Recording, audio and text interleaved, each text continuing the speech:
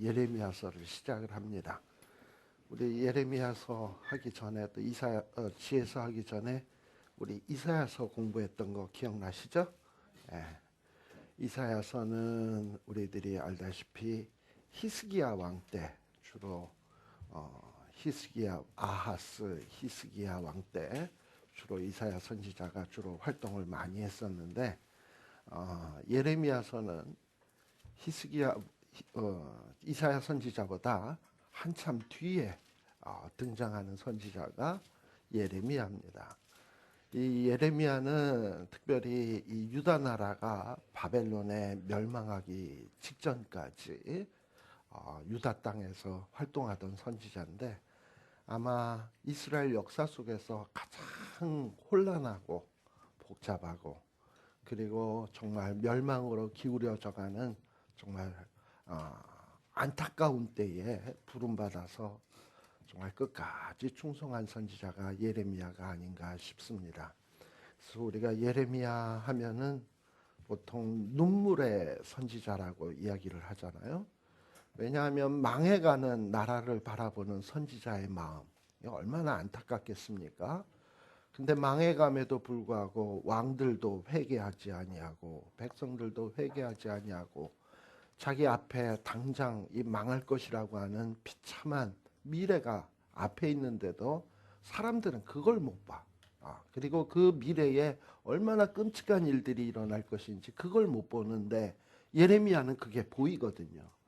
그러다 보니까 그 예레미야는 유다 땅을 위해서 눈물을 흘릴 수밖에 없었고 정말 안타깝게 통곡하는 심정으로 백성들에게 말씀을 증거할 수밖에 없었습니다.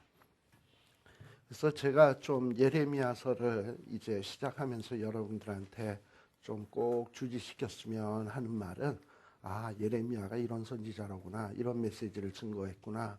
물론 이런 것을 공부하는 것도 중요하지만 그 예레미야가 정말 죄로 썩어져서 곧 망할 이 유다 나라를 바라보는 그런 시각을 예레미야서를 우리가 공부하면서 우리도 좀 가졌으면 좋겠어요. 그리고 이렇게 죄로 썩어져 가는 이런 모습들을 보면서 통곡하고 정말 안타까운 마음으로 피를 토하는 심정으로 이스라엘 백성들을 향하여 말씀을 외치는 그런 예레미야의 마음, 그런 마음도 우리들이 좀 공유했으면 하는 것이 이 예레미야서를 가르치고자 하는 중요한 목적입니다. 그런데 예레미야는 그렇게 또 이렇게 슬픔만 그리고 좀 안타까움만 있었던 것은 아니에요. 비록 얼마 안 있으면 곧 망하겠지만 예레미야는 또 이렇게 망하는 것으로 끝나는 것이 아니라 새로운 미래가 있을 것을 또 내다보면서 결코 좌절하거나 낙심하지는 않았어요. 그래서 우리도 이런 예레미야가 가졌던 소망의 신앙, 이런 것들을 우리가 이 예레미야서를 공부하면서 함께 나누었으면 좋겠다라는 것을 말씀을 드립니다. 자, 그래서 이 예레미야서를 우리가 공부하기 위해서는 먼저 이 성경 전체의 어떤 구조, 그리고 성경 전체의 역사 속에서 이 예레미야를 바라보는 시각이 먼저 좀 필요합니다. 우리 예레미야는 남유다의 말기의 선지자이기 때문에 이 유다의 역사를 우리들이 조금 빠르게 한번 공부를 먼저 해볼 필요가 있어요. 우리가 알다시피 솔로몬 왕, 여러분들 잘 아시죠? 아마 유다 나라의 솔로몬 때만큼 살기 좋았던 시절도 없을 것입니다. 그러나 이렇게 하나님께서 솔로몬에게 축복을 주셔서 지혜도 주시고 부귀영화도 주시고 정말 각양의 좋은 축복들을 주셨으면 정말 그런 축복을 받아가지고 세계 열방 나라의 복의 근원으로서의 역할을 감당을 해야 되는 게 이게 솔로몬이 해야 될 일 아니겠습니까? 그런데 그런 축복을 받고서는 그저 솔로몬의 말년에 보면 솔로몬은 어떻게 하면 자기가 얻어놓은 이 부귀영화 이거를 어떻게 하면 놓치지 않을까? 영원토록 이것을 정말 부귀영화를 누리고 살까? 아마 이런 것들이 마음에 있었던 것 같아요. 그러다 보니까 부귀영화를 잃어버리지 않으려면 전쟁 나면 안 될 것 같으니까 주변 나라와 화친을 맺어요. 전쟁을 안 나게 하기 위해서. 근데 그 화친을 맺는 중요한 목적은 뭐냐? 화친을 맺을 때에 주로 그가 시도했던 것은 뭐냐면 그 주변 나라에 있는 공주라든지 뭐 이런 자들을 이런 여자들을 이 솔로몬의 부인으로 맞아들이는 거야. 그러니까 다 주변 나라를 사돈 국가로 만들어 버려. 사돈 국가로 만들어 버리면 누가 이 사위 나라를 쳐들어오겠습니까? 그죠? 그리고 또 이런 공주나 이런 이방 나라의 여인들을 데리고 오면 그것은 일종의 인질이거든요. 적들이 쳐들어오면 그 공주들의 목을 달랑하고 잘라버릴 것 같으니까 어떻게 쳐들어오겠습니까?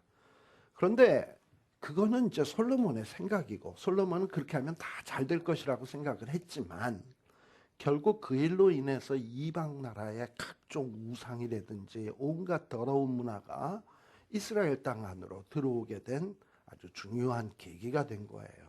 결국 솔로몬의 그러한 죄로 인해서 나라가 어떻게 되었습니까? 땡그랑하고 두동강이가 딱 나누어지면서 북쪽은 여로보암, 남쪽은 르호보암 해서 남북으로 나라가 둘로 나누어지게 됩니다. 자, 그렇다면 솔로몬 이후의 왕 르호보암은 아버지의 이런 실정을 보면서 정말 이런 식으로 가다가 나라가 망하겠구나. 나는 아버지하고는 더 다르게 정말 왕 노릇을 해야 되겠다라는 생각을 해야 되는데 이 르호보암 같은 이 바보 같은 왕은 이 백성들이 우리에게 솔로몬 때는 참 우리가 어려움이 많았는데 당신은 잘해 주시겠습니까? 하고 얘기할 때 솔로몬은 너희를 채찍으로 다스렸는지 모르지만 나는 너희를 전갈로 다스리겠다. 뭐 이러면서 솔로몬은 너희의 뭉에를 무겁게 했는지 모르지만 나는 너희를 더욱더 무겁게 하겠다. 이래가지고 결국은 남과 북의 분열이 더 확실하게 분명하게 고착화되었습니다. 이렇게 하나님은요 왕들에게 여러 번의 기회를 주세요. 솔로몬에게도 축복을 주시고 북의 영화를 주시면서 복의 근원되라고. 또 르호보암도 아버지의 실정을 보면서 좀 뭔가 잘했으면 하는 어떤 이런 모습을 보여주는데 르호보암도 거기에 실패하게 됩니다. 예. 그리고 그 다음에 르호보암 뒤에도 나오는 왕들을 가만 보게 되면 한심하기는 그지없어요. 그러다가 쭉 내려가다 보면 우리 히스기야 왕이 나왔는데 히스기야 왕 때 바로 그 히스기야 왕 이전의 왕이었던 아하스라고 있죠. 아하스라고 하는 왕은 정말 못된 짓만 골라가면서 했어요. 그런데 그렇게 악한 왕임에도 불구하고 북쪽의 이스라엘과 또 더 북쪽의 아람 나라가 연합해서 쳐들어올 때도 하나님이 아하스를 망하게 하지 아니하고 지켜주셨거든요. 아람 나라와 북이스라엘을 연기나는 두 부직갱이 같이 되게 해주겠다 이러면서 아하스에게 지켜주시고 또 아하스에게 무슨 축복도 주셨냐 하면 처녀가 아들을 낳으리니 그 이름을 임마누엘이라 하리라. 그러면서 함께 하심의 축복의 약속도 주셨어요. 그러면 아하스는 잘해야지. 근데 잘하지 못하고 온통 악한 일만 행했던 왕이 아하스거든. 그리고 이제 아하스가 죽고 난 다음에 또 누가 왕이 되느냐 하면 오늘 우리 여러분들 나누어 드린 프린트 보게 되면 예레미야서를 이해하기 위해선 유다 말기의 역사적 상황을 잘 알아야 된다 했는데 히스기야 왕이 된단 말이에요. 근데 히스기야 왕도 우리가 이사야서 때 공부를 했기 때문에 길게는 말씀드리지 않습니다만 히스기야도 왕이 된 지 처음에는 얼마나 훌륭한 일들을 많이 했는지 몰라요. 개혁을 하고 아버지가 섬기던 우상들을 다 때려부시고 대대적인 종교 개혁을 하는 훌륭한 왕이었습니다. 근데 히스기야는 자기가 뭔가 이렇게 종교 개혁을 했으면 하나님 앞에 뭔가 대단히 잘한 일을 했다고 생각을 한 것 같아. 이만하면 됐다라는 생각을 하는 것 같아. 그리고 히스기야는 그렇게 종교 개혁을 한 다음에는 뭔가 더 이상의 발전이 없어요. 처음에만 잘해놓고 그 이상의 발전이 있어야 되는데 히스기야만 종교 개혁을 할 게 아니라 자기의 백성이라든지 신하들이라든지 뭐 이런 사람들에게도 하나님의 말씀을 잘 가르치고 지도해가지고 정말 하나님의 백성다운 면모를 보여주는 이런 나라로 나라를 만들어 가야 되는데 히스기야는 어느 정도 개혁을 딱 하고 난 다음에 그 자리에서 멈춰버린단 말이에요. 그래서 하나님께서 어떻게 하셨냐? 아수르의 침략 또는 히스기야에게 죽을 병이 걸려가지고 정신 차리라고 경고의 사인을 주었음에도 불구하고 뭔가 히스기야는 뭐 좋소이다. 내가 왕 노릇하는 기간에는 평안이 있으면 나는 괜찮습니다. 뭐 나 후대에 어떤 일이 일어날지는 나는 나는 상관 안 합니다. I don't care입니다. 뭐 이런 심정으로 나갔거든요. 그러니까 결국은 히스기야 왕도 어떤 사람이냐? 하나님이 기회를 주셨는데 그 기회를 잃어버린 사람이에요. 그 다음에 히스기야 이후에 등장하는 왕이 므낫세거든요. 자그만치 이스라엘 나라를 55년이나 통치를 해요. 근데 이 55년 동안 나라를 통치하는 기간 동안에 나라를 참 잘 다스리면 얼마나 좋겠어. 그죠? 그런데 이 나라를 완전히 말아먹은 왕이 므낫세입니다. 우리가 열왕기서나 역대기서를 보게 되면 결국 남유다가 망하게 된 것은 므낫세의 죄 때문이다. 그래서 유다 나라가 망하게 된 원인 제1원인으로 므낫세를 꼽을 만큼 이 므낫세는 가장 악한 왕이었어요. 근데 이 악한 왕이 55년을 통치했다라고 하는 것은 이건 굉장히 무서운 일입니다. 우리나라가 일제 36년 동안 일제 침략을 받았잖아요. 근데 그 일제 침략을 받고 일제 식민지로 있으면서 그 일본의 지배하에 있었던 그 영향이 오늘날까지 우리에게 그대로 이어져 내려오는 거 아시죠? 지금도 중국집에 가면 닭광 좀 더 주세요. 그래서 닭광이라 그러고 단무지를 닭광이라 그러고 그리고 또 벤또 싸갔어. 그래서 벤또 달라 그러고 뭐 이러면서 우리도 알게 모르게 그냥 아직도 일본 말을 사용하고 있는 걸 보면 36년을 통치했는데도 그 영향력에 그 언어를 사용하고 있다 그런다면 55년 동안 악하게 지냈으면 그 악한 영향이 얼마나 이게 지속이 되겠습니까? 그렇죠? 그래서 이 므낫세라고 하는 이 왕의 이름의 뜻은 잊어버린 자라는 뜻이에요. 이름의 뜻도. 즉 무슨 얘기냐? 하나님이 은혜를 주셨는데 은혜는 싹 다 잊어버리고 기억해야 될 것들, 기억해야 될 것들은 싹 다 잊어버리고 어디서 못된 것만 기억하고 못된 것만 행하던 왕이 바로 이게 므낫세입니다. 그리고 이 므낫세는 남방 유다 왕 아니겠어요? 자기의 아들을 낳았으면 이름을 뭔가 좀 좋은 이름을 지어줘야 되는데 그 아들의 이름도 뭐라고 지었냐면 아몬이라고 지었어요. 아몬. 이 아몬이라고 하는 이름은 유대식 이름이 아닙니다. 이 아몬이라고 하는 이름은 애굽의 우상의 이름이에요. 그래서 우리 옛날에 우리 이사야서 공부할 때 노아몬 기억나시죠? 예. 바로 이 애굽의 우상의 이름으로 이름을 지었다고 하는 것은 마치 제가 목사인데 우리 아들을 낳고선 이름을 김석가 뭐 이런 식으로 이름 짓는 거나 마찬가지야. 그게 되겠습니까? 그죠? 예. 그러니 이 므낫세도 그렇고 아몬도 그렇고 정말 한심한 왕이거든요. 자, 이렇게 유다 나라에게 여러 번의 기회를 줬음에도 불구하고 왕들이 정신 못 차리고 하나님의 은혜는 잊어버리고 죄만 짓고 악을 행하다 보면 어떤 마음이 우리 하나님의 마음속에 들겠습니까? 얘들은 기회를 줘도 기회를 선용하지 못하고 다 놓쳐버리니 이제는 더 이상 방법이 없다. 이놈들은 한번 눈물이 쏙 나도록 한번 되게 고생을 한번 해봐야 정신을 차리겠구나라는 이런 마음 들지 않겠습니까?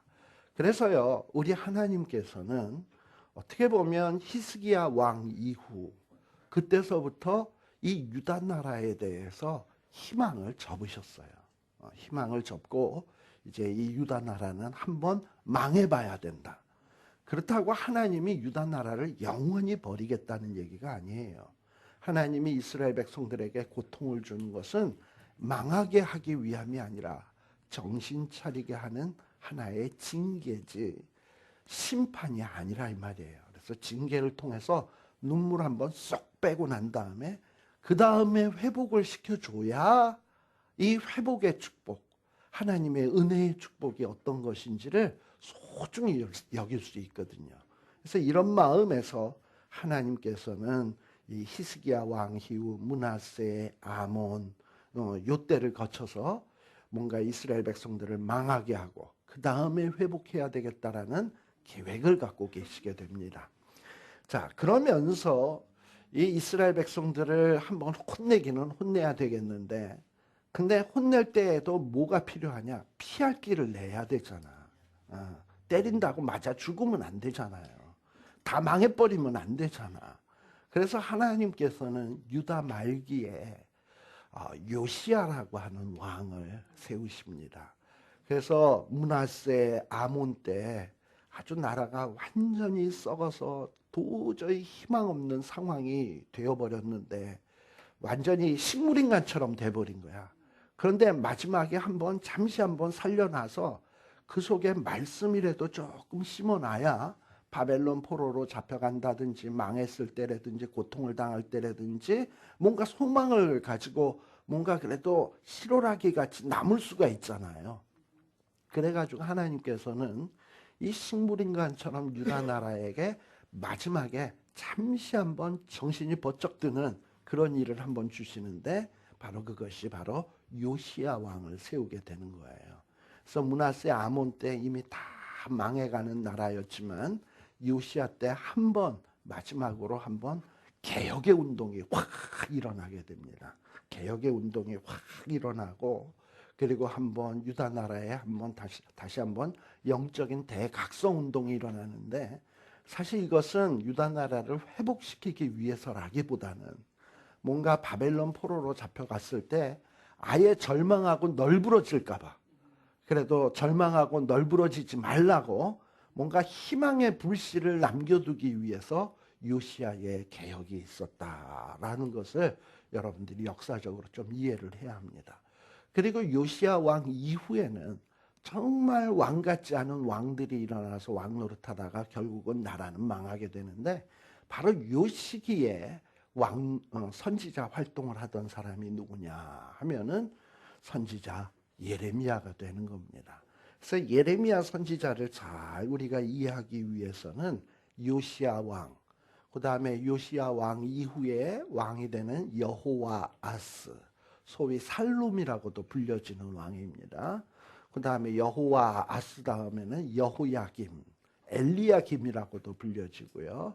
그 다음에 여호야김 다음에는 여호야긴, 그 다음에는 시드기야. 요 왕들에 대해서 좀 잘 이해를 해야 우리가 예레미야서를 쉽게 이해할 수 있게 됩니다. 그래서 오늘은 예레미야 서론으로 요 요시야 왕 때에서부터 이 유다 말 시드기야 왕 때까지의 요 왕들에 대한 이야기 그리고 예레미야의 요 관계에 대한 이야기를 조금 말씀을 드리려고 합니다. 이 요시야라고 하는 왕은 아몬, 아까 애굽의 우상의 이름을 가진 왕이라 그랬죠. 이 아몬이 불과 2년밖에 왕노릇 못했는데 워낙에 못되게 왕노릇을 하다 보니까 사실 못된 거는 므낫세가 더 못됐지. 근데 므낫세는 워낙에 55년이라고 하는 긴 기간 동안에 왕노릇 하다 보니까 그나마 나름대로 자기의 이 왕권이라는 걸 잘 보호하고 있었어요. 그래서 뭔가 반역을 일으킬 백성들이 엄두를 못 냈어. 근데 아버지 므낫세가 딱 죽고 나니까 이 아몬이라고 하는 자는 아직 힘이 없잖아요.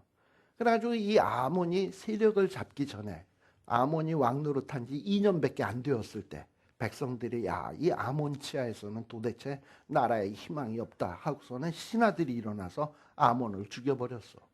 그리고서는 아몬의 아들 요시야를 왕으로 세우게 되는 겁니다. 그래서 이 요시야는 아주 어린 나이 6, 7살 때에 왕이 됩니다.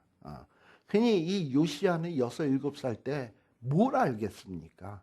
그러나 우리 하나님께서는 이 요시야를 마지막 유다의 종교 개혁을 한번 일으킬 수 있는 기회를 주기 위해서 요시야 옆에는 우리 전에 선지서 공부할 때 스바냐라고 기억나시죠? 스바냐라고 하는 삼촌이 있어가지고 요시야를 마치 아버지처럼 요시야를 보살피고 요시야의 어떤 신앙적, 영적인 멘토 역할을 하면서 요시야의 마음속에 신앙을 심어주게 됩니다. 왜 이랬을까? 하나님이 요시야를 통해서 종교 개혁을 할 수 있도록 이렇게 준비를 시켜주신 거예요. 그리고 이 스바냐의 영향으로 이 요시야는 믿음으로 잘 그 신앙이 성숙해가고 자라가기 시작을 합니다. 그러다가 마침내 자기의 할아버지였던 므낫세, 자기의 아버지가 추구했던, 아몬이 추구했던 그 우상들을 다 때려부시고 대대적인 종교개혁을 실시한 훌륭한 임금이 요시야입니다. 근데 우리 하나님께서는 이상하게도 이렇게 훌륭한 요시야가 좀 계속 좀 나라를 다스리게 하지, 왜 이 요시야를 일찍 죽게 하셨을까? 이 요시야는 이렇게 훌륭한 종교개혁을 했음에도 불구하고 그만 이 무깃도라고 하는 곳에서 전쟁을 하다가 전쟁에서 전사를 해요. 근데 이 무깃도에서 이 전쟁은 왜 벌리게 되었느냐 하면은 이 바벨론이라고 하는 나라가 막 강해지기 시작을 하니까 이전에는 누가 세계에서 제일 강했냐면 아시리아, 아수르, 그리고 그 다음에 애굽이라고 하는 나라가 제일 강했어요. 그래서 맨날 애굽하고 아수르가 아웅다웅하면서 누가 1등이냐 이러고서 서로 다투고 싸우고 있었는데 갑자기 제3의 세력 바벨론이라고 하는 나라가 갑자기 성숙하기 시작을 하니까 이 두 나라가 다 위기의식을 느낀 거야.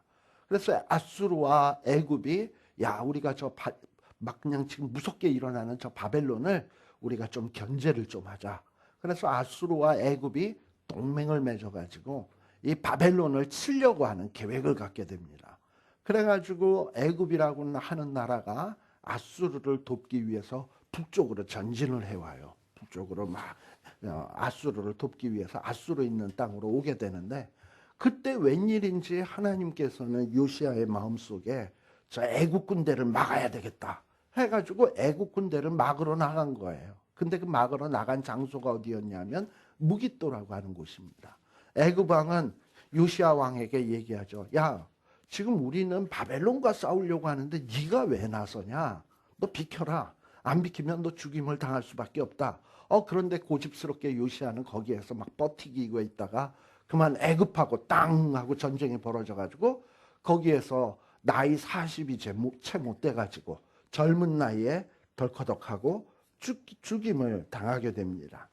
그런데 우리들이 이 요시야의 이 죽음, 너무 일찍 죽은 것에 대해서 우리는 안타깝게 생각할런지 모르겠습니다만 여러분들 그 교재의 1페이지 중간 약간 윗부분에 보면 이 요시야의 죽음은 어떻게 보면 하나님의 은혜다. 요시야 개인으로 볼 때, 나라로 볼 때는 참 이게 안타까운 일일런지 모르지만 요시야 개인으로 볼 때는 요시야에게 주신 하나님의 은혜다.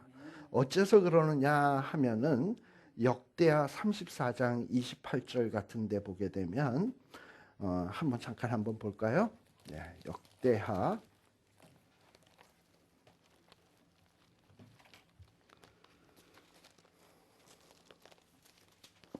34장 28절.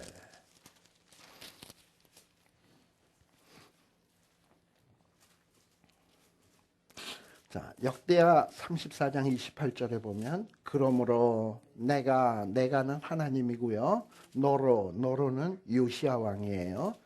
내가 너의 열조에게 돌아가서 어떻게 평안히 묘실로 들어가게 하리니 내가 이곳과 그 거민에게 내리는 모든 재앙을 내가 눈으로 보지 못하리라 하셨느니라 라고 얘기를 하고 있어요. 즉 이 요시야 왕 이후 요시야 아들들의 시대에는 이 유다 나라에 끔찍한 일들이 얼마나 많이 생기는지 몰라요. 그런데 이 꼴 저 꼴 정말 그 무시무시한 꼴을 보면 얼마나 가슴이 아프겠습니까? 근데 하나님께서는 그런 꼴을 보지 못하도록 하기 위해서 요시야를 일찍 데려가셨다. 그러니까 이게 하나님의 은혜예요. 그리고 우리 이사야서에서도 공부했습니다만 이사야 57장 1절 2절에 보게 되면 하나님께서는 때로는 의인들을 화액전에 일찍 데려가시기도 하신다. 근데 세상의 사람들은 그것을 잘 알지 못한다라고 얘기를 했어요. 그래서 하나님은 때로는 의인임에도 불구하고 일찍 데려가는 때가 있어요. 근데 그런 거에 대해서 우리는 이해가 안 되지. 어떻게 의로운 자를 이렇게 일찍 데려갈 수 있나? 저렇게 못돼 먹은 죄인들을 일찍 데리고 가야지. 뭐 이런 얘기를 하잖아. 우리가 뭐 우리 한국 사람들 얘기할 때 보면 아이 귀신들은 뭐 하나 저런 거 안 데려가고 뭐 이런 얘기 많이 하잖아. 세상에 악한 것들을 빨리 데리고 가야 되는데 악한 거는 그대로 있고 의인이 데려감을 당하면 이거 하나님이 계신 건가? 하나님이 과연 공의로우신 건가? 하면서 의문을 많이 품잖아요. 우리는 하나님이 하시는 일에 대해서 잘 몰라. 그러나 하나님은 때로는 의인을 너무 사랑하기 때문에 일찍 데려가는 수도 있다라는 거예요. 자, 그래서 하나님께서 요시야를 데려간 것은 정말 요시야로 하여금 후일에 발생할 비참한 사건들을 요시야가 보지 않도록 하기 위한 하나님의 지극한 배려였다. 그럼 요시야 이후에 발생할 비참한 사건들은 과연 뭘까? 요시야에게는요, 보통 세 아들이라고 얘기합니다. 뭐 정확하게 얘기를 하면 네 아들 정도 될 거예요. 근데 성경에서 중점적으로 등장하는 아들이 한 세 아들로 나와요. 세 아들이 나오는데 이 세 아들이 다 정말 비참하게 살다가 비참하게 죽어요. 아주 비참하게 죽어요. 왕답지 못하게 살다가 하나같이 자식들이 다 죽어버려. 역대상 3장에 보게 되면 여러분들이 역대상 이 앞부분에는 족보가 나옵니다. 나중에 뭐 역대기 공부할 기회가 나올지 모르겠습니다만 역대기 1장에서부터 한 9장까지는 이스라엘의 이 포로기 때까지 이스라엘 백성들의 그 족보가 지파별로 쫙 나오는데 특별히 이 유다 지파에 대한 족보는 역대상 3장에 나와요. 근데 역대상 3장에 보게 되면 잠깐 한번 보십시다. 이 요시야에게는 그 아들이 몇 명 있었나? 아까 제가 3명이나 4명 얘기했잖아요. 그런데 여기 역대상에 보면은 3장 15절 거기에 보면 요시야의 아들들은 맏아들 누구? 요하난, 둘째는 여호야김, 셋째는 시드기야, 넷째는 살룸. 뭐 이렇게 돼 있죠. 자, 그렇다면 요시야의 아들은 몇이 되는 거예요? 역대상 3장 15절에 의하면 4명 정도 되는 거죠. 그런데 여기에 나오는 첫 번째 아들 요하나는 여기에만 기록이 딱 나와 있고 더 이상의 기록이 없어요. 그래서 중요하게 등장되는 왕들이 누구냐 하면 여호야김, 시드기야, 그리고 살룸이 등장을 하게 됩니다. 그런데 여기 이 요시야의 아들들에 대해서 이 역대기에서 기록하고 있는 둘째, 셋째, 넷째 이렇게 돼 있는데 이 순서가 사실은 조금 역대기에는 이 진짜 이 나이 순으로 돼 있는 것 같지가 않아. 나이 순으로 돼 있지 않고 어떤 그 왕노릇한 기간 요 맏아들만 빼고 둘째와 셋째 그 다음에 넷째 요 왕노릇한 기간에 의해서 중요도에 의해서 이렇게 분류를 한 것이 아닌가 하는 짐작이 들게끔 합니다. 왜냐하면은 우리들이 성경에 보게 되면 열왕기하 24장에 보시게 되면 24장 18절 열왕기하 24장 18절에 보시게 되면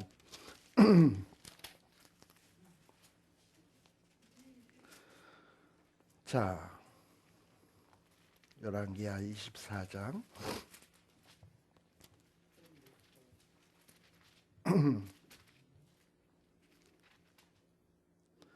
24장 18절 바벨론 왕이 24장 시드기야가 위에 나아갈 때 나이가 몇 세라? 21세라. 그리고 예루살렘에서 11년을 치리했다라고 되어 있습니다. 그런데 또 한 군데 찾아봅시다. 열왕기하 24장 열왕기하 24장 23장 자 23장 31절 한번 봅시다.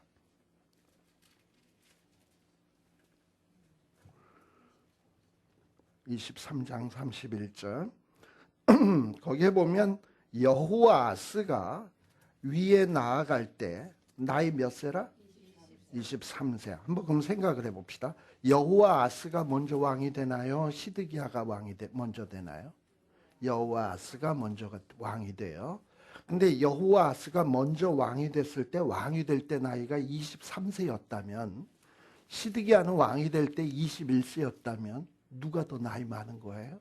왕이 먼저 된 것도 여호아스가 먼저 됐고 23세에 됐고, 근데 시드기야는 훨씬 뒤에 됐는데 왕이 될 때 21세였다면 시드기야는 여호아스보다 나이가 훨씬 어린 거지. 그렇죠? 훨씬 어린 거예요. 이런 걸 보면 누가 더 위냐? 시드기야보다 여호아스가 더 나이가 많은 거예요. 형이에요. 그런데 역대상 아까 3장 15절에서는 시드기야와 살룸의 순서를 바꿔놨어요. 시드기야가 먼저고 살룸이 나중인 것처럼. 근데 이 살룸이라고 하는 왕이 누구냐 하면 다른 이름으로는 여호아스예요. 여호아스. 그래서 그러면 우리가 요시야의 아들들 하면 누가 있다고 생각을 할 수 있냐면 요 세 구절을 통해서 역대상, 열왕기 하 24장 18절, 23장 31절에 그 근거해서 요시야 왕에는 요하난이라는 아들이 있는데 성경에는 역대상에만 나오고 더 이상 등장하지 않는 인물. 그 다음에는 누가 있냐 하면은 여호아스. 여호아스라고 하는 인물이 있는데 이 자가 사실은 더 나이가 많은데 성경의 역대상에는 뒤에 나와 있다라는 거. 그 다음에 여호아스 다음에는 누가 있냐면 여호야김.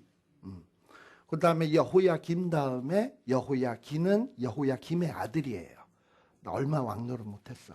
그 다음에 마지막에 시드기야라고 하는 왕이 나온다라는 거를 먼저 이 유다 말기의 이 역사를 머릿속에 이렇게 다 넣어두셔야 여러분들이 이 예레미야서를 잘 이해할 수 있다라는 것을 기억할 필요가 있습니다.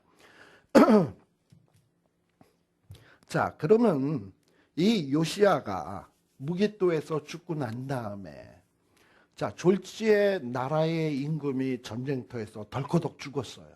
그러면 백성들은 얼마나 혼란에 빠지겠습니까? 이제 우리나라를 누가 다스릴 것인가? 자, 그래서 누굴 왕으로 세울 것인가? 이러고선 요시야의 아들들을 딱 보니까 이렇게 아들들이 여럿이 있는데 이제 뭔가 좀 훌륭한 아들을 왕으로 세워야 이런 혼란들을 다 이겨낼 수 있을 것 같지 않습니까? 그러다 보니 이 왕들의 아들들을 이렇게 살펴보니까 제일 똑똑한 아들이 누구냐 하면 여호아스란 말이지. 이 자의 이름은 또 다른 이름은 살룸입니다. 살룸이 제일 똑똑한 것 같아. 근데 이 살룸은 맏아들이 아니야. 그 위에 형으로는 누가 있냐 하면 여호아스 위에 엘리야김이 있고 그 위에 또 요하난이라고 하는 아들이 있는데, 근데 요하난은 별 볼 일 없었던 것 같아요. 근데 이 여호아스를 덜컥 왕으로 세우니까 이 여호아스를 왕으로 세우니까 누가 기분이 나쁘겠습니까? 그 형이었던 여호야김이 매우 기분이 나쁜 거예요. 그래서 이 여호야김, 다른 이름은 엘리야김이라고도 얘기를 합니다. 이 엘리야김은 이 동생놈이 나를 제치고 왕이 되다니 이럴 수가 있나? 근데 백성이 세운 걸 어떻게? 그런데 이 엘리야김이 자기가 왕이 될 수 있는 방법이 뭐가 있을까 생각을 해보니까 자기 아버지가 누구에 의해서 죽었다고요? 애굽에 의해서 죽임을 당했어요. 그리고 유다 나라는 현재 누가 거의 지배하다시피 하냐면은 애굽이 자기 아버지를 죽였기 때문에 애굽이 좌지우지하고 있어요. 뭐 그러니까는 암만 백성들이 이 여호아스를 왕으로 세웠다 할지라도 자기가 이 여호야김이 애굽 왕에게 잘 보이면 왕이 될 수 있는 기회가 있지 않을까 해가지고 뽀르르 애굽으로 달려가 가지고 애굽 왕에게 그냥 뭐 정말 손금이 없어질 정도로 아부를 하고 나를 한번 왕으로 세워주시면 내가 죽도록 충성하겠다고 하고 이래가지고 애굽 왕의 환심을 사게 됩니다. 그래서 이 애굽 왕이 지금 왕이 된 여호와스를 살룸을 애굽으로 끌고 와가지고 애굽에서 죽여버려요. 그리고서는 이 엘리야김을 너가 진짜 나에게 충성하겠냐 그랬더니 예 이랬겠죠. 그러면 이 충성 맹세를 그 기념하기 위해서 네 이름을 엘리야김이라 하지 아니하고 이제부터 여호야김이라 하고서 이름을 바꿔줘요. 창씨 계명을 한 거지. 그래서 이름을 바꿔주고 여호야김을 왕으로 세우게 됩니다. 유다 나라의 왕으로 세우게 돼요. 그러니까 이 여호야김은 백성에 의해서 세워진 게 아니라 자기의 동생을 애굽의 도움을 받아서 죽이고 왕위를 찬탈한 그런 왕인 거예요. 우리 조선 역사에서도 보게 되면 이 왕권을 인정하지 않는 백성들이 왕권을 인정하지 않던 때가 좀 있습니다. 여러분들 알다시피 수양대군은 그 밑에 그 조카였던 단종을 죽이고 왕이 됐잖아요. 그러다 보니까 그 밑에 있던 신하들은 수양대군이 어떻게 저게 왕이냐 왕위를 강도질해서 뺏은 거지. 그래가지고 수양대군을 지지하지 않았어요. 그러니까 그 수양대군은 거기에 또 못마땅해가지고 그런 사람들을 죽이겠다고 난리 쳤잖아요. 그래가지고 나온 사람들이 뭐 사육신이라든지 뭐 성산문 박백년 뭐 이러고서 하위지 뭐 이런 사람들 나오잖아요. 그런 노량진에 보면은 지금도 사육신묘 있잖아요. 뭐 이러면서 그랬던 것처럼 이 여호야김이 왕이 되었을 때 백성들은 인정하지 않았습니다. 근데 이 예레미야가 가장 왕성하게 선지자 활동했던 때가 언제냐? 바로 이 여호야김 왕 때. 여호야김 왕 때하고 그 다음에 이 여호야김이 이렇게 애굽의 도움을 받아서 이제 왕이 됐습니다. 근데 이 여호야김은 정말 못돼 먹은 왕이야. 너무너무 못돼 먹은 왕인데 얼만큼 못돼 먹은 왕이냐? 선지서 하박국서에 보게 되면 하박국도 탄식한 왕이 누구냐면 이 여호야김입니다. 그래서 여러분들이 하박국서 1장에서부터 3절에서부터 4절에 보게 되면 하박국이 하나님 앞에 이런 기도를 합니다. 어떻게 악인이 잘 되고 의인이 이렇게 핍박을 당하고 어떻게 하나님은 나로 하여금 이런 악한 것을 보게 하시나이까? 도대체 공의의 하나님은 어디에 있는 건가? 하나님 좀 대답 좀 한번 해보세요. 어떻게 대답하실런지 내가 한번 보겠습니다. 하고 막 하나님 앞에 탄식의 기도를 했을 거예요. 근데 하박국이 이렇게 탄식의 기도를 한 이유는 뭐냐? 바로 이 여호야김 같은 왕이 동생을 죽이고 왕이 되고요. 그리고 그뿐만 아니라 이 여호야김은 선지자, 그 당시에 있었던 선지자 우리아라고 하는 선지자 있었습니다. 우리아라고 하는 선지자도 죽이고, 이거는 예레미야 26장에 나와요. 선지자 우리아도 죽이고 또 심지어는 예레미야도 죽이려고 하고 뭐 이런 일들을 행했어요. 그뿐만 아니라 이 예레미야가 이 설교한 것을 기록을 해놨는데 그 예레미야의 이 두루마기, 이 말씀을 기록한 두루마기도 불태웠던 왕이 누구냐면 바로 이게 여호야김이다. 그래서 이 여호야김은 이렇게 악한 일들을 행했어요. 그뿐만 아니에요. 이 여호야김은 얼마나 악한 일들을 행했냐면 예레미야 26장 한번 봅시다. 예레미야 26장에 보시게 되면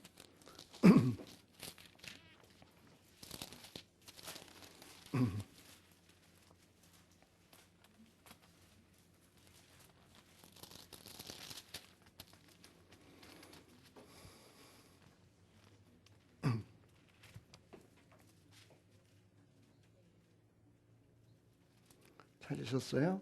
예. 자, 거기 보면 예레미야 26장 20절 한번 보세요.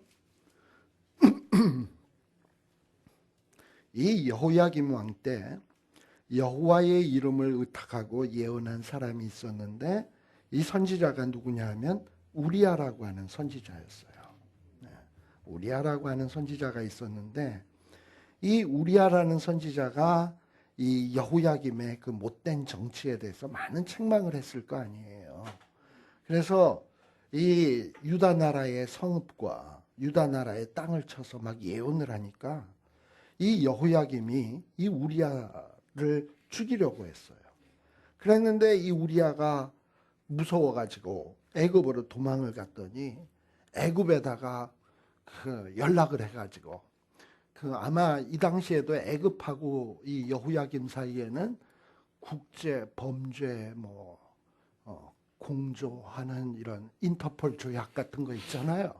그런 게 있어가지고 죄인이 애굽으로 도망가면 그 범죄인 인도 조약 같은 게 있었나 보지. 그래가지고 그 우리아라고 하는 놈이 애굽으로 도망갔는데 그놈 좀 잡아다 주셔 해가지고 애굽에서 끌고 와가지고 애굽에 사람을 보내가지고 우리아를 끌고 와가지고 왕이 칼로 손수 우리아의 목을 쳐가지고 죽이게 했다 이 말이에요. 아무튼 이런 끔찍한 일들을 저질렀던 자가 누구냐? 바로 이 여호야김이다라고 얘기할 수 있어요. 이렇게 여호야김은 같은 못된 짓을 골라가면서 한 그런 왕이었습니다. 그런데 이렇게 여호야김 때 여호야김이 이렇게 애굽의 도움으로 왕이 됐기 때문에 이 여호야김은 처음에 애굽에게 얼마나 충성을 했는지 몰라. 왜냐하면 자기를 왕으로 만들어준 나라잖아요. 그래서 그 나라에다가 맨날 조공을 갖다 바치고 갖은 아부를 다 했어요. 근데 그 조공을 바치려면 누구에게 뜯어가겠습니까? 백성들의 세금을 뜯어다가 애굽 왕에게 갖다 바치는 거 아니겠어요? 그러다 보니 이 유다의 백성들의 삶은 여호야김 때 피폐해질 대로 피폐해질 수밖에 없었습니다. 너무 힘든 삶을 살게 된 거예요. 근데 그러던 차에 아주 뭐 세계 제1, 2차 세계대전 같은 큰 전투가 벌어졌어요. 그 전투는 뭐냐 하면 소위 갈그미스 전투라고 하는 큰 전투가 벌어졌어요. 이 갈그미스 전투는 뭐냐? 애굽하고 아까 아수르랑 애굽이 동맹을 맺으려고 그랬잖아요. 근데 왜 그랬냐면 바벨론 나라 때문에 그랬어요. 근데 이 바벨론 나라가 진짜 힘이 세져가지고 아수르를 먹어버렸어. 그래가지고 이제 누가 남았냐면 바벨론하고 애굽이 딱 버티고 남은 거예요. 근데 이 애굽하고 바벨론은 둘 중에 하나 뭐 산에 호랑이가 두 마리 살 수는 없잖아. 누구 한 마리는 죽어야 누구 한 놈이 왕 노릇하는 거 아니에요. 그러니까 애굽하고 바벨론은 둘이 한 지붕을 같이 지고 살 수가 없는 거야. 그래서 둘이서 한번 맞짱을 떠가지고 누구 하나가 죽어야 되는 거야. 그래가지고 벌어진 전투가 뭐냐면 소위 갈그미스 전투예요. 그래서 애굽하고 바벨론 사이에 큰 전쟁이 벌어지게 되는데 이 애굽에는 바로 느고라고 하는 왕이 출정을 하고 바벨론에서는 누가 출정을 하냐면 원래 그 당시에 바벨론은 나보폴라살이라고 하는 왕이 있었는데 이 사람이 좀 몸이 약해. 그러다 보니 자기가 전쟁에 참여할 수 없으니까 자기의 아들 세자 느부갓네살을 전쟁에 파견을 하게 됩니다. 근데 전쟁을 한 결과 어떻게 됐냐면 바벨론이 애굽을 아주 완전히 대파해 버렸어요. 아주 큰 승리를 거두게 되었습니다. 그래가지고 이 느부갓네살이 어디까지 쳐들어가냐면 거의 애굽 땅까지 쳐들어가요.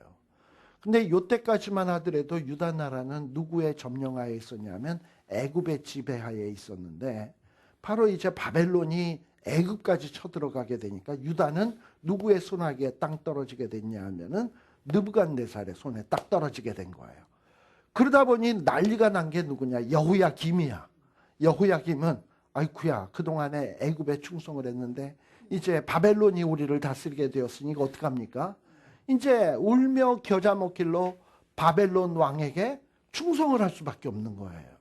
그런데 바벨론 왕은 가만 보니까는 이 여호야김이 이게 친애굽한데 바벨론에게 섬기는 게 믿을 수 있겠어요? 믿을 수 없겠어요? 못 믿겠지. 그래서 요것을 못 믿겠으니까 요 여호야김을 말 잘 듣게 하기 위해서는 어떻게 해야 되겠나? 뭔가 인지를 좀 잡아가야 돼. 그래서 왕의 아들들, 왕자들 또는 귀족의 자제들 이런 자제들을 포로로 잡아가게 됩니다. 그게 소위 바벨론 제1차 포로예요. 그래서 바벨론 제1차 포로가 여호야김 왕 4년에 여호야김이 왕이 되자마자 한 4년은 애굽에 충성을 했는데 여호야김 왕 4년에 이 갈그미스 전투로 바벨론이 지배하게 되니까 그때의 여호야김의 아들들과 귀족의 자제들이 바벨론 포로로 잡혀가게 됩니다. 그러면서 뭔가 이스라엘 이 유다 나라는 그 운명이 점점 쇠하게 된 거야. 그러고 난 다음에 3년 뒤 느부간 이 여호야김은요 또 어떤 일을 하느냐? 뭔가 이 애굽을 점령하긴 했지만 완전히 지배를 못했거든요. 그러다 보니까 느부갓네살 왕이 애굽을 완전히 길을 꺾기 위해서 출정을 했는데 실패를 해버렸어. 그러다 보니까 이 여호야김 왕이 보니까 애굽하게 지네. 그럼 요 틈을 타서 내가 또다시 애굽 편에 들어야지. 이러고선 또 애굽 편에 들려다가 그만 바벨론 왕의 심기를 건드려가지고 바벨론 왕이 요것 봐라. 내가 인지를 잡아갔는데도 나를 또 배반해? 그러면은 내가 주변에 있는 모압, 암몬 여러 나라를 파견을 해가지고 요놈의 목을 댕강 쳐버려야지. 해가지고 군인을 급파한 거예요. 그러다 보니까 여호야김이 죽임을 당하게 되는 겁니다. 물론 여호야김의 죽임에 대해서는 설이 여러 가지가 있어요. 이렇게 바벨론이 파송한 여러 연합군들이 쳐들어오니까 무서워서 자살했다라는 설. 또는 어떤 사람은 바벨론 그 연합군에 의해서 붙들려가지고 죽임당했다는 설.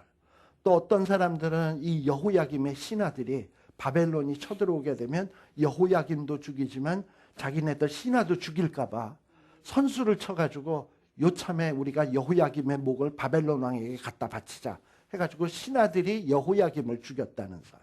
근데 어느 것이 맞는지는 우리가 지금 확실히 알 수가 없습니다. 아무튼 그래가지고 여호야김이 죽임을 당하는 거예요. 그리고서는 그 다음에 누가 왕이 되느냐 하면 바벨론 왕이 여호야김을 죽이고 난 다음에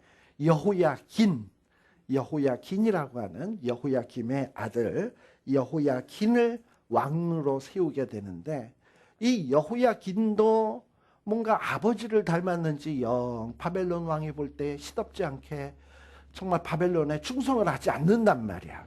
그래서 이것도 안 되겠다 해가지고 불과 왕노릇 3개월밖에 못했는데 그 자를 잡아가지고 바벨론 포로로 끌고 가게 돼요. 근데 그때 바벨론 포로로 끌고 갈 때는 이 유다 나라 안에 있었던 여러 목수라든지 석수, 그 다음에 기술자, 대장쟁이 이런 사람들을 다 잡아가지고 바벨론으로 끌고 갑니다. 이게 소위 바벨론 제2차 포로예요. 2차 포로로 잡아가게 됩니다. 그리고서는 여호야긴이 포로로 잡혀갔으니 유다에 왕이 없잖아요. 그 다음에 이 바벨론 왕이 그래서 꼭두각시 임금으로 세운 왕이 누구냐면 소위 시드기야입니다. 그래서 시드기야를 왕으로 세우게 되는 거예요. 그러니까 이 시드기야는 원래 이름은 mat단이야. 시드기야의 이름은 원래 mat단이야예요. 근데 이 바벨론 사람들이 이 mat단이야를 왕으로 세우면서 너는 내 꼬붕이다 라는 것을 만천하에 드러내기 위해서 이 mat단이야의 이름을 뭐라 그러냐면 너를 이제 내가 mat단이야라고 부르지 아니하고 시드기야라 하리라 하고 이름을 바꿔주는 거야. 우리 성경에서도 보게 되면 우리 하나님께서 아브라함에게 원래 아브라함의 이름은 아브람이었잖아요. 아브라함에게 뭐라 그러냐면 너를 더 이상 아브람이라고 하지 않냐 아브라함이라 하라. 이렇게 이름을 바꿔줬잖아. 그리고 사도 바울도 원래 이름은 사울이었는데 이제는 너를 사울이라 하지 않냐고 바울이라 하겠다. 또 야곱 같은 경우에도 너를 더 이상 야곱이라 하지 않냐고 이스라엘이라 하리라. 이러면서 뭔가 운명이 바뀌어질 때 이름도 바꿔주잖아. 그것처럼 이 바벨론 왕이 유다의 왕의 이름을 마따니아에서 시드기야로 바꿨다라는 것은 이거 참 유다 입장에서 보면 이게 치욕이고 수치예요. 예를 들면은 갑자기 우리나라의 이명박 대통령한테 일본 수상이 오더니 너를 이명박이라 하지 않냐고 이 토요토미라고 하겠다. 뭐 이 토요타라고 하겠다. 그러면은 이거 나라가 가만히 있겠습니까? 그죠? 그래가지고요, 이 시드기야 왕은 백성들이 별로 좋아하지 않은 그런 왕이었습니다. 그러다가 이 시드기야가 왕 노릇을 한 11년간 하게 되는데 11년간 하다가 마침내 바벨론에 자꾸 그 시드기야도 왕이 된 다음에 이 바벨론에게 충성을 하지를 않아. 바벨론에게 충성하지를 않고 자꾸 틈만 나면 반바벨론 동맹. 반바벨론 동맹이 뭐냐면 애굽, 그다음에 유다, 그다음에 애굽 옆에 있는 무슨 뭐 리비아 뭐 이런 나라들을 연합을 해가지고 이 반바벨론 동맹을 자꾸 맺으려고 그래요. 예레미야 선지자는 이 시드기야 왕에게 당신 자꾸 바벨론에게 반기를 들지 말고 바벨론에게 항복을 해라. 그리고 바벨론에게 충성을 해라. 자꾸 이렇게 권고를 하는데도 말을 안 들어. 그러다가 결국은 바벨론 사람들이 그런 시드기야의 마음을 모를 리 없잖아요. 자꾸 반기를 들려고 하니까 이 반기를 드는 놈은 싹을 잘라야 되잖아. 그래가지고 싹을 자르기 위해 가지고 바벨론 군대가 쳐들어와가지고 예루살렘 성전도 불태우고 성도 불태우고. 사실 예레미야 이제 우리가 예레미야서 보겠습니다만 예레미야 뭐라고 얘기하냐면 당신 시드기야 당신이 바벨론에게 충성을 하면 성전은 불에 탈 거다. 성도 보호받을 수 있다. 그러니 항복해라. 그래서 성전이라도 건져야 되지 않겠냐. 성이라도 건져야 되지 않겠냐. 이런 어조로 얘기를 해요. 근데 그럼에도 불구하고 계속 바벨론에 반기를 들다가 결국은 바벨론의 침략을 받아서 시드기야 때 그 귀한 성전도 불태움을 당하고 성전도 부서뜨림을 당한 왕이 바로 이 시드기야예요.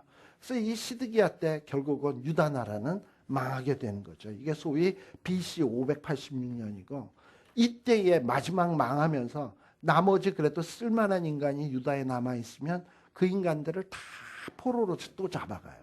그래서 바벨론 포로가 자그마치 3차에 걸쳐서 이루어지게 됩니다. 이러면서 이 유다의 운명은 종말을 고하게 되는 거예요. 그래서 이 예레미야라고 하는 선지자는 이 요시야 왕 때서부터 요시야 왕이 한 6, 7살에 왕이 되는데 이 요시야 왕이 이제 종교개혁을 막 시작을 하고 나라에 이 일을 시작하는 때가 언제냐면 한 나이 20세 때거든요. 요시야 왕이. 그러니까 6, 7살에 왕이 돼서 한 13, 14년을 스바냐 밑에서 교육을 받으면서 말씀 교육을 받으면서 커가지고 한 20세 때서부터 요시야 왕이 본격적으로 왕으로서의 일들을 시작을 해요. 근데 바로 요때에 선지자로 부름받는 사람이 누구냐면 예레미야예요. 근데 예레미야도 선지자로 부름받을 때 나이가 몇 살이냐면 나이 20세밖에 안 돼. 그러니까 요시야하고 거의 나이가 동갑이에요. 거의 동갑이야. 자, 하나님께서는 요시야 왕이 종교개혁을 할 수 있도록 스바냐라고 하는 삼촌을 붙여주시고 그리고 또 요시야 왕이 종교개혁을 하려면 동역자도 있어야 되잖아. 좀 나이도 비슷한 친구 같은. 그러기 위해서 하나님이 또 누굴 세워줬냐면 예레미야를 세워주신 거예요. 또 성전 종교개혁을 하려면 뭔가 종교개혁을 하기 위한 지침도 있어야 되잖아. 그래서 요시야 왕이 막 종교개혁을 할 때 성전 안에서 뭣도 발견되게 했냐면 율법책도 발견되게 하고 뭐 이러면서 요시야 왕 때 선지자 활동을 시작했던 사람이 누구냐면 바로 예레미야인데 나이 한 20세 때에 선지자로 부름을 받게 되는 겁니다. 나이 20세. 그래서 20세에 선지자로 부름을 받아가지고 언제까지 선지자 활동을 하냐면 이 유다 나라가 바벨론에게 완전히 망할 때까지 선지자 활동을 하게 되는 거예요. 자, 그래서 이 유다 나라가 망할 때에 예레미야의 나이가 몇 년 동안 선지자 활동을 하냐면 한 40년 선지자 활동을 해요. 그래서 유다 나라가 바벨론에게 망할 때 나이가 한 60세? 60세. 그리고 유다 나라에 망하고 난 다음에 예레미야는 바벨론에 끌려간 것이 아니라 애굽으로 망명 가는 사람들이 예레미야를 강제로 잡아다가 애굽으로 끌고 갑니다. 그래서 애굽으로 끌고 가서 애굽에서 좀 잠시 한 10여 년 머물다가 거기에서 죽음으로 끝나요. 그래서 예레미야는 한 60세 때에 이스라엘 나라가 유다 나라가 망하고 애굽에 끌려가서 한 10년 정도 더 있다가 죽임을 당했으니까 20세에 선지자 활동을 시작을 해가지고 유다 나라에서는 한 40년 선지자 활동을 했고 그 다음에 애굽에 가가지고 한 10년 정도 더 있다가 한 70세 나이쯤 되었을 때 죽지 않았을까 이렇게 학자들은 추정을 하게 됩니다. 그래서 이런 어떤 예레미야의 시대에 있었던 요 시대적인 배경들을 좀 여러분들이 잘 이해할 필요가 있습니다. 그리고 그 다음에 자 예레미야서의 요 구조, 예레미야서는요 총 52장으로 되어 있습니다. 총 52장으로 되어 있는데 예레미야서가 참 어려워요. 물론 성경에 어렵지 않은 성경은 없습니다만 예레미야서는 특히 좀 어려워요. 특히 좀 어려운 이유가 뭐냐 하면 보통 이 성경이 대체적으로는 좀 시간 순으로 배열이 돼 있거든. 역사의 그 시간 흐름을 따라서 이렇게 뭐 성경의 이 시간 순으로 사건들이 이렇게 전개가 되는데 예레미야서는 전혀 그렇지가 않아. 막 그냥 사건들이 먼저 있던 사건이 뒤에 가 있고 뒤에 있어야 될 사건이 앞에 와 있고 막 뒤죽박죽으로 섞여져 있어요. 그러니까 예레미야서가 전혀 시간 순으로 돼 있지 않기 때문에 이건 언제적 얘기야? 이거 언제 설교한 내용이야? 이거 알기가 이게 쉽지가 않아요. 그래가지고 예레미야서를 이해하는 게 보통 어려운 게 아닙니다. 그런데 이 예레미야 1장에서부터 52장까지의 내용을 보면 그렇다고 이 예레미야서가 아무렇게나 기록된 것은 아니에요. 나름대로 이 예레미야서를 기록한 이 예레미야가 이 성경을 기록을 할 때 뭔가 나름대로 어떤 요 계획이 있어. 계획이 있는데 그 계획을 이런 의도를 여러분들이 좀 파악을 할 필요가 있습니다. 자, 어떻게 이 예레미야서가 구성되어 있냐면 여러분들 그 페이지 2페이지에 보시게 되면 예레미야서는 거기 보면 A, B, X, B 그 다음에 뒤에 마지막에 보면 A가 빠졌네. A는 어디냐면 다른 나라들에 대한 예언 해가지고 46에서 51에 B는 B 다시 다시요. A, B, X, B 다시 A 다시로 해주셔야 돼. 34장에서부터 45장은 B 다시 또 46에서 51은 A 다시로 고쳐주셔야 돼.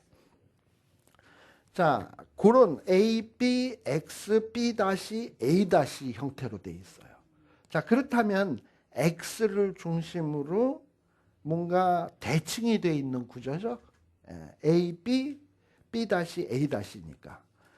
자, 그래서 예레미야서는요, 첫 부분과 이 앞에 전반부 부분과 마지막 제일 끝에 부분은 예언들이에요. 예언들. 그러니까 A와 A-는 예언들이야. 예레미야가 예언한 예언들. 자, 뭐에 대한 예언이냐? A, 예레미야서 앞부분에 나오는 1장에서부터 25장까지는 유다 나라. 이제 이 예레미야가 요시야 때서부터 시드기야 때까지 선지자 활동을 했잖아요. 그 당시 그 유다 나라가 어떻게 될 것인가.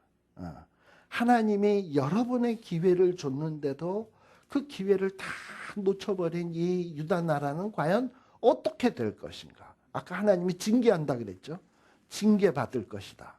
그러나 징계로 끝나지 아니하고 회복될 것이다. 뭐 어떤 이런 어떤 하나님의 예언들에 대한 내용이 1장에서부터 25장까지 일단 예언이 나와요. 그리고 예레미야서의 마지막 부분 46에서부터 51장까지는 또 예언이 나오는데 어디에 대한 예언이냐? 이제는 유다 나라가 아닌 유다 그 주변에 있는 나라들, 애굽이라든지 블레셋이라든지 모압이라든지 암몬이라든지 바벨론이라든지 이런 나라들은 어떻게 될 것인가에 대한 예언들이 쫙 나와 있어요. 그래서 예레미야서는 앞과 뒤에 하나는 유다 나라 멸망에 대한 예언, 뒷부분에는 그 주변에 있는 멸망에 대한 예언이 이렇게 감싸고 있구나라는 것을 알 수 있습니다. 그 다음에 조금 이제 그 예언 다음에 나오는 부분은 B와 B 다시예요. B와 B 다시는 뭐냐면 B는 뭐냐? 선지자의 그 선지자 활동하던 때에 여러 왕들이 있었잖아요. 그들과 얽혀지고 설켜지는 이런 여러 이야기들, 선지자의 어떤 사생활에 대한 언급들, 그런 내용들이 26장에서부터 29장까지입니다. 그러니까 예레미야 선지자가 선지자 돼서 아주 생생하게 젊을 때에 선지자 활동하던 시기에 대한 얘기가 26장에서부터 29장까지의 내용을 차지하고 있고요. 그 다음에 B 다시에 해당되는 내용, 34장에서부터 45장까지는 선지자의 후반부의 삶, 이제 거의 유다 나라에 망해갈 때쯤 했을 때의 그 어떤 삶에 대한 얘기, 선지자랑 왕들과 또 유다의 백성들과 얽혀지고 설켜지는 여러 이야기들, 이런 이야기들이 34장에서부터 45장까지 이렇게 기록되고 있어요. 자, 이렇게 선지자의 삶에 대한 이야기가 이렇게 앞부분, 뒷부분으로 이렇게 나눠져 있습니다. 그러면 그 사이에 샌드위치로 딱 들어간 내용이 뭐냐면 X에 해당되는 내용인데, 그 X에 대한 내용이 소위 예레미야 30장에서부터 33장에 해당되는 내용이에요. 근데 요 예레미야 30장에서부터 33장은 굉장히 유명한 성경입니다. 뭐에 대한 얘기냐면 새 언약에 대한 책이에요. 새 언약에 대한 내용이에요. 자, 이렇게 이스라엘 나라가, 유다 나라가 망하겠지만 망하는 것으로 끝나지 아니하고 새로운 미래가 있다라는 얘기를 계시해 주는 책이, 계시해 주는 부분이 바로 이 X에 해당되는 내용, 예레미야 30장에서부터 33장에 해당되는 내용입니다. 자, 그래서 예레미야서의 가장 핵심적인 내용은 어디가 차지하고 있냐? 예레미야가 얘기하고 싶은 가장 중심적인 내용은 바로 요 예레미야 30장에서부터 33장이 요게 핵심이다. 요 핵심을 중심으로 해가지고 앞과 뒤에 선지자의 전반부의 삶에 대한 이야기, 후반부 삶에 대한 이야기, 또 그거의 앞과 뒤에 앞부분에는 유다의 멸망에 대한 이야기, 저 뒷부분에는 유다 주변에 있었던 나라의 멸망에 대한 이야기, 이런 구조로 되어 있다는 것을 여러분들이 예레미야서를 읽을 때 머릿속에다 딱 이렇게 간직을 해 두셔야 돼요. 예레미야서 A와 A-, B와 B-, X가 있구나. 이러고서는 X의 내용은 뭐냐 하면 요거 새 언약에 대한 내용이고, 새 언약 앞뒤로는 선지자의 전반부의 삶, 후반부의 삶, 또 그 앞에는 유다 나라의 멸망에 대한 예언, 그 다음에 제일 뒷부분에는 주변 나라의 멸망에 대한 내용, 이렇게 돼 있구나 라고 여러분들이 이해를 하시고서, 그러면 예레미야서가 머릿속에 일단 큰 틀로 머릿속에 탁 들어와 주실 거라고 생각이 돼요. 그래서 우리가 성경을 볼 때는 이런 식으로 어떤 성경 전체의 이 구조를 먼저 머릿속에다 딱 집어넣으셔야 내가 어디쯤 가고 있는지, 어디를 향해 가고 있는지를 알 수가 있어요. 이게 없이 가다 보면 그냥 뭐 숲속에서 길 잃어버리는 것처럼 그냥 오리무중 헤매다가 끝나게 되는 경우가 많다. 그래서 지금 우리가 일단 시작하면서 이 예레미야가 어떤 시절에 선지자 활동을 했고, 이 예레미야서의 구조는 도대체 어떤 형태로 되어 있는지, 이런 거에 대해서 말씀을 드렸습니다.